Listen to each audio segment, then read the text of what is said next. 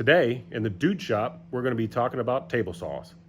Specifically, the DeWalt 10-inch Jobsite contractor saw with folding legs. Let's giddy up.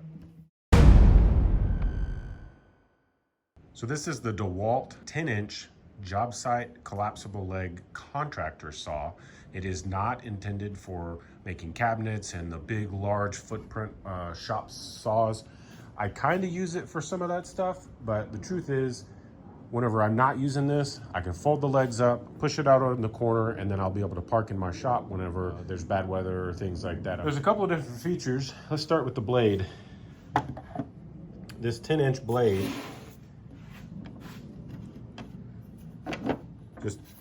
that's metal. These other pieces are plastic. Obviously, we got the metal screws holding everything down, but this just pulls up with a 90-degree turn.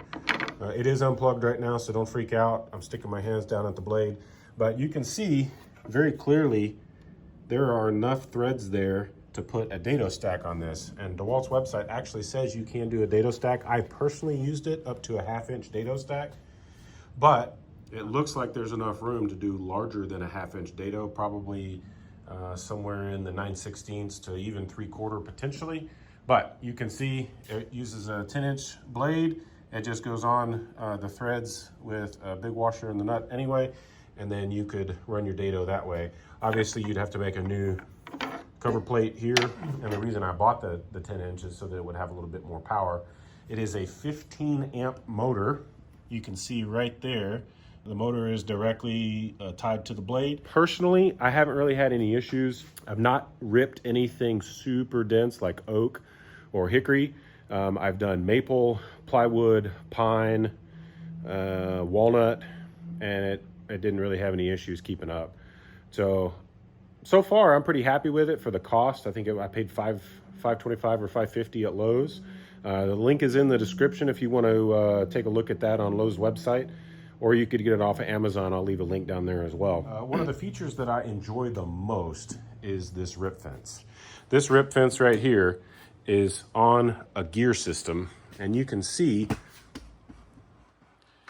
right there, and you can dial in exactly where you want based on this adjusted piece here. So if I want to go 15 1/4, I'll dial it in 15 1/4 on the dot, and then right here, that one touch button, or lever rather, locks that right in, and then it doesn't move. It's great. That's the thing that I love about this the most. You can get the Jessam modifications and things like that and put it on a cabinet saw, but with the portability of this machine, I actually have taken it to a couple of buddies' house. We were doing some flooring and he needed to use it, so I just loaded it in the back of my truck, and it worked great. And being able to dial this thing in is probably the best feature of the saw that I enjoy the most.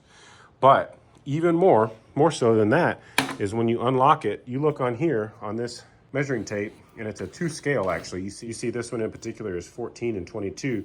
Well, the normal scale is the yellow band, but eventually we're gonna run out of room, and we're gonna get to 24.5 inches, which is the maximum normal capacity. And you can see that's a pretty good size for a contractor saw. But if you say, man, I need just a little bit more, what we'll do is you can unlock this here and unlock this here, and it will actually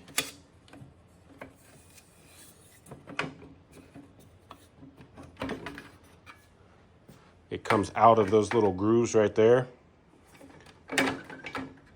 Oh, I got it locked up somehow.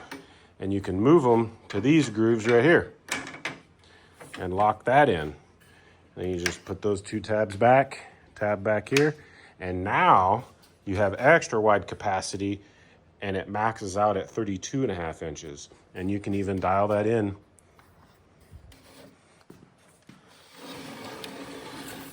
There you go. So it's a quick way to get another 8 inches. That's what she said. There you go. That's the expanded version. I typically use it in the normal function, unless I'm ripping a really big sheet of plywood. And there you go. Another feature is the dust collection. So we have obviously the hand guard here, and it comes with kind of a built-in kerf, and then a kickback. These are lever action or spring loaded, so that they push down. I've actually had a piece of wood try to kick back, and these caught it, and it worked great. And on here is a 2.5-inch dust port that connects to your dust collection system, obviously. And then in addition to that, on the bottom side, there's a 2.5-inch port right here. So all around, you got dust collection from the top, dust collection from the bottom. When I'm running this in the full setup and ripping a lot of lumber, it actually, the dust collection on it's really pretty good for being a contractor saw, like I said. It does tilt and goes 45 degrees, and it tilts this way, the blade, that is. You got your standard on-off switch there. And then, if you can see down at the bottom, the legs, these little tabs push in right there, and then the legs kick up on all four corners, and then you tip it towards the wheels, and it pretty much rolls around on its own with not much force from the operator.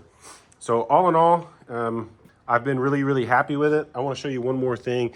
All the blade wrenches and the miter gauge store in there perfectly, so that there aren't any missing parts whenever you need it. If you wanted to, you could unbolt on the bottom here and take that off and put it on, you know, a workbench or something like that. But I opted to have it kind of freestanding so that I had the mobility and maneuverability and to take it with me in case I needed to go help a friend or something like that. So all in all, I've been really, really happy with it. And that is the DeWalt 10-inch Jobsite contractor saw. Thanks for watching. We'll see you next time.